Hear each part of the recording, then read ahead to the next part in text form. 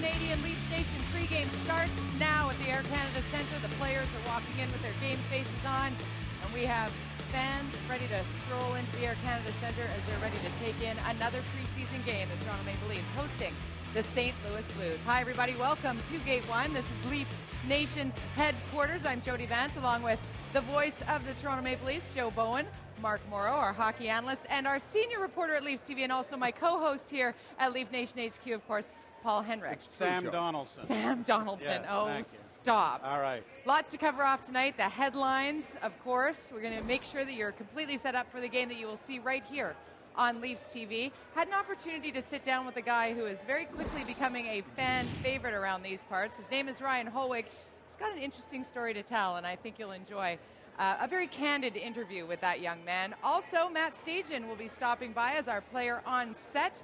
Stage, always a good guy to have a little chat with, and always a good guy to have a little chat with are, well, the guys, really, to my left, but Joe Bowen. All right. I want to talk to you about the St. Louis Blues. You got to love the Blues. You got to love them in this building. Well, yeah, and I think the last time they were here, Bernie Fedorko was their centerman. I'm not sure. But I really do hope the National Hockey League, in its ultimate wisdom, will at least allow each team in the Western Conference to visit an Eastern Conference team once. They're easing it back the way it was. But I really think that all of the paying customers, certainly out west, want to see the Ovechkins and the Crosbys. And we'd like to see the Blues and the Blackhawks and everybody that they have. But here's a young team, very young team. John Davidson and his crew have decided that they're going to go youth. They're going to live and die with them for the early going, and they're going to be an improved hockey team. They were going to be much better until Eric Johnson decided to fall out of his golf cart and tear his knee to shreds. That was and he's gone for maybe maybe for the whole year, but that's a bad injury. And it was at the team function, which is about his only excuse. We'll get an update on that a little later on in the program, but first we have the headlines brought to you by Ford, powered by you, and it all starts with Vesa Toskala, who gets to start tonight, Joe. Well, it's his second start, and it's preseason. I thought he looked good in the early going with Pittsburgh, but then did lose 5-4. So here's a chance for him to kind of get some of the kinks out as well and get started and get back into knowing that he's going to play a lot this year. Mark Morrow, 12 months separate Kyle Rogers from NCAA hockey at Niagara University to a National Hockey League game here tonight, albeit in the preseason. How would you gauge his progress? You have to gauge it as at least decent. I mean, it's good enough that he's already been sent down to the Marlies, and here he is after a couple of minor injuries getting the call right back up. And that's a good thing for him because it gives him a chance to gain some of that invaluable experience, whether it is to help the Marlies this year or to put himself in a position where he can be a call-up player. But he's a kid with some size. He's a decent skater. He showed offensive flair at the NCAA. Hasn't had a chance to show that in the Marlies in the playoffs yet last year. But he is a guy that can go down there, establish a role, be like a Jamal Mayers, a penalty-killing guy, a checking guy. And he showed that toughness. He has it. He showed it in the rookie camp by getting in a couple of scraps there. So it's a great experience for a young kid to come up and get his first taste of NHL action. And you know, he is getting his first look tonight, and Kyle Rogers is trying to sort of deal with a couple of his nerves. So we're gonna hear from him shortly. But first, let's talk about the roster moves that were not unexpected, Joe. No, I don't think there's anybody on that list that you would have said that's a big shocker at this particular point in the training camp.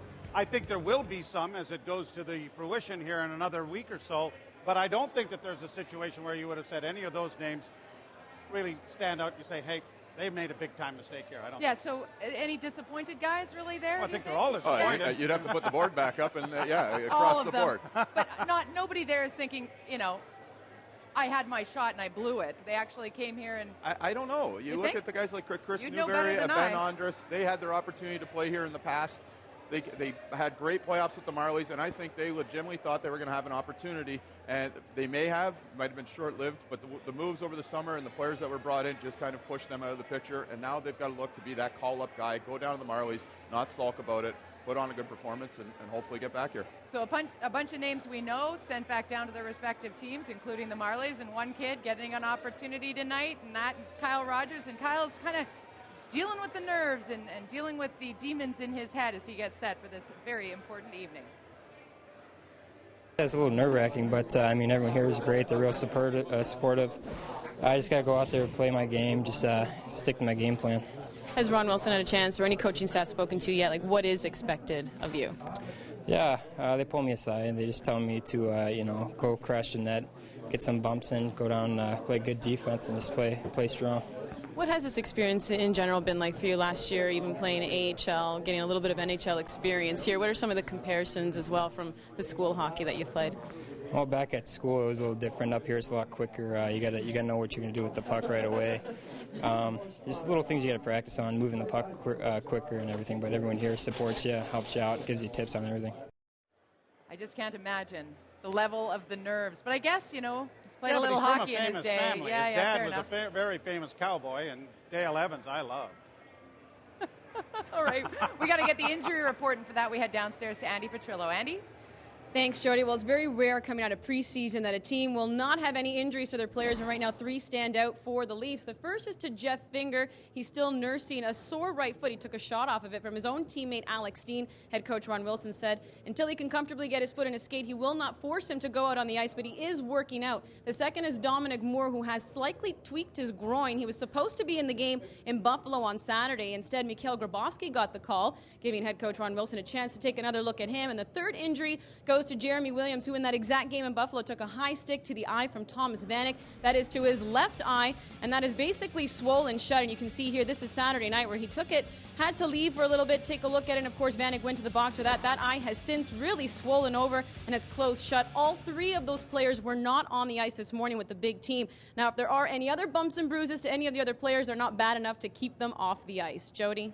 Well, so far so good on that front, but sometimes the injuries are so bad, and yet these guys still come back onto the ice. Mikhail Grabowski comes to mind. I mean, cut for 40 stitches, compliments of Sidney Crosby. I think it shows he wants to make the team, doesn't it? You think? I think so. Here's a look at it. Take us through it, Joe. Well, this was it was kind of an unfortunate situation, and up comes the stick, and it takes him right in the chin.